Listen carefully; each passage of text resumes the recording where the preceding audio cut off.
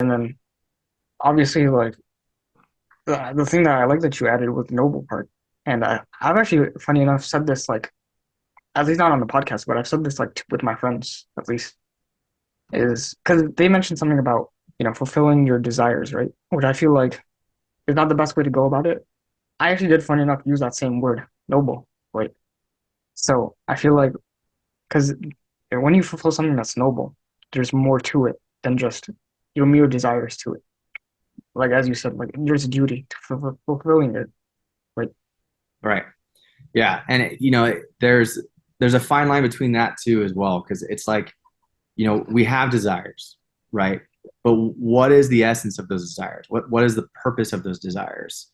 If is it happiness, right? Because people get hung up on that idea that, life is about the pursuit of happiness. Like it's a Yeah, American phrase, but people forget that happiness is a feeling. It's yeah, fleeting. It goes away, right? that's 100%. Yeah, And there's a lot of things that can give you happiness, make you experience that feeling. But if you're always pursuing happiness, you're like a dog pursuing cars. You're chasing this one car. You're not sure if you're going to get it or not. If you do get it, okay, great, you have it. Now what? Oh, there's another car. And you're going to go chase that other car. And you're yeah, just going back and forth chasing happiness all the time. But if your desire is about fulfilling what it is that is your duty, then you will find fulfillment in that. And oftentimes that is not easy to obtain, and it will cause hardship. It's not fun to obtain that. A lot of people that pursue happiness, it's fun to get it. It's you get a little rush when you're getting happiness, and it's you yeah, get the endorphins and stuff. But pursuing what is dutiful, pursuing actual fulfillment, is oftentimes a struggle, and you're going to want to stop doing it a lot while you're on that path. it's that true. Yeah. uh, that just reminded me of a quote, actually, because I'm writing a book too. I'm not sure Oh, yeah, I if think I saw yeah. that post actually. Yeah, Yeah, so essentially what the book is I'm taking all of my posts and I'm compiling them together to be an in order book, to where it's like an idea is this chapter, another idea is this chapter, and it's all of my posts regarding those ideas, and I'm trying to make them flow together. It's all written. I'm just trying to edit it out. So hopefully, I was hoping to have it done by Christmas, but due to work, I had to pull back from it.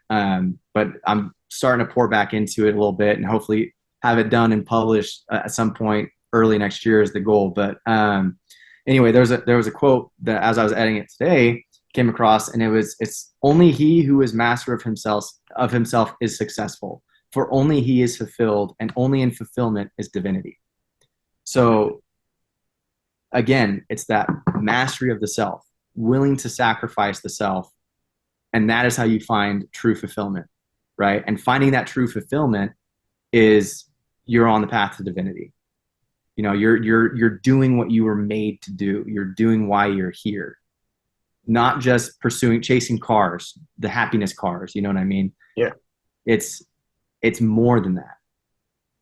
No, I like that because it's interesting you mentioned happiness because funny enough, I had a friend, right, and he was asking about how do I attain happiness, right? And I said, honestly, that I feel like that's like the wrong question. I feel like instead of chasing happiness, the better thing, I guess, to attain is contentment because, you know, happiness is just like any other emotion. It comes and goes, just like as you said, right?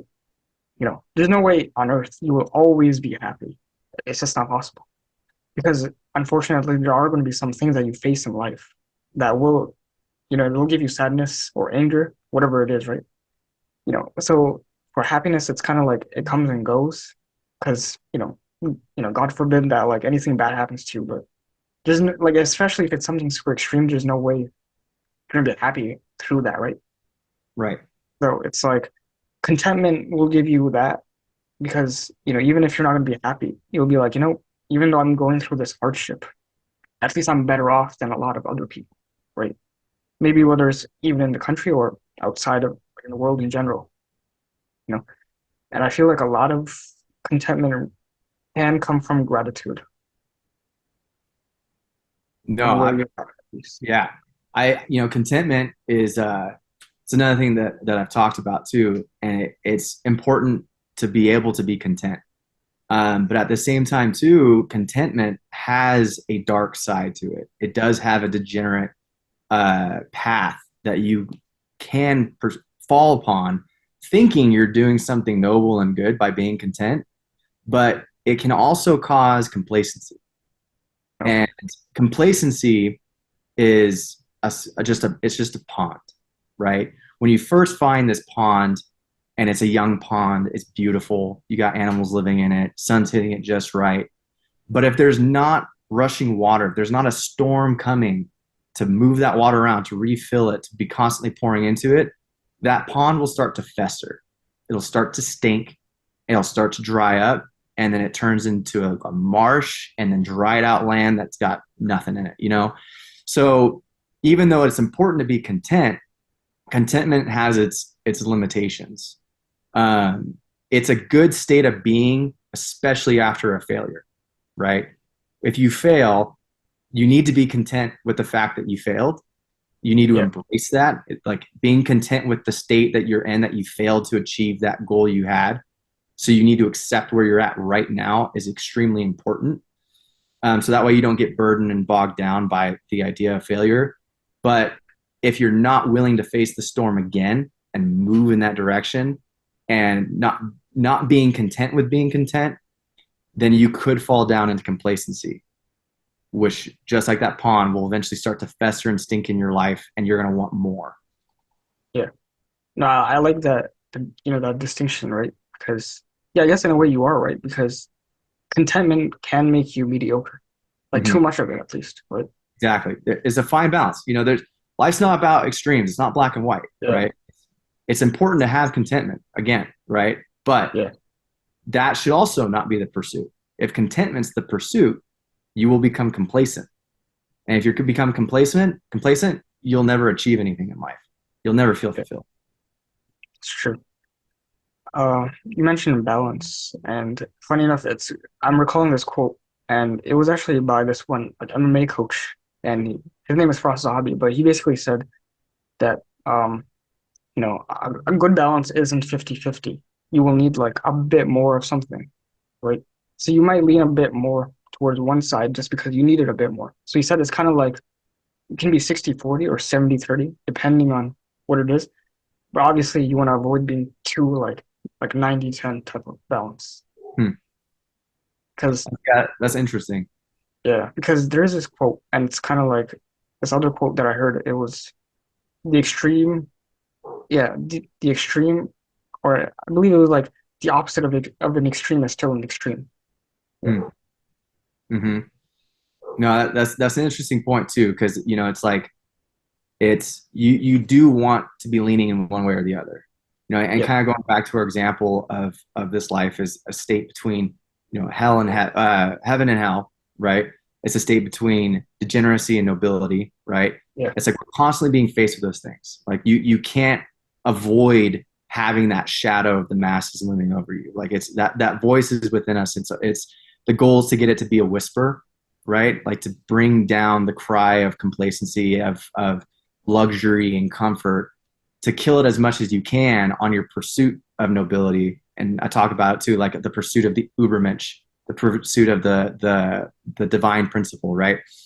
And even though that's the pursuit, you're still struggling with this other darker side. And so it's like on the balance, you're always wanting to be, every day is not going to be perfect. Every day is not going to be the same, but you always want to be on that balance to be more so upon the noble side, right?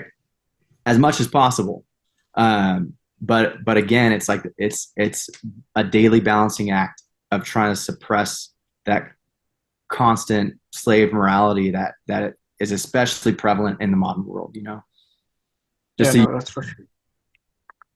So, what do you think is the the ultimate pursuit? Would you say just mastery of the self, mastery of the self? mastery of the self. It's we can get so caught up in things around us, so caught up in what everybody else is doing, especially with social media. You're just, oh my gosh, like this person's traveling here and I've always wanted to travel there, or this person is doing that, this person started their own business.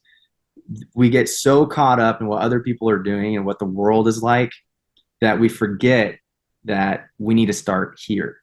We need to start with our own experiences. We need to start with improving ourselves daily, of building that temple, right?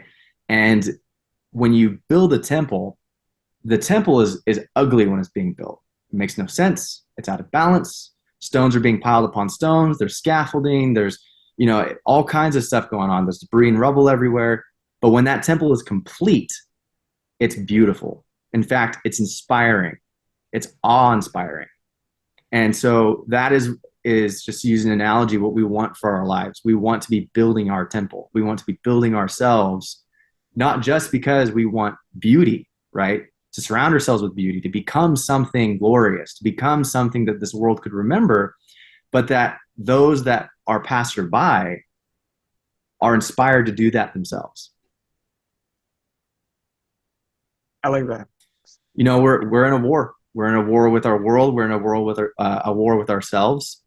But it is a long war, right? It's ideally because it's the war of life, and so constantly be focusing on what it is today that you can master, and don't worry about what you need to master tomorrow. Always focus on today. There's a quote from the Havamal, which is a old Nordic text. And essentially what it says is only a fool worries about the problems of tomorrow, because no matter what, if he worries about them tomorrow, he's going to have a sleepless night tonight, and the problems of tomorrow will still be there. So sleep well tonight, right? Focus on what you can do now.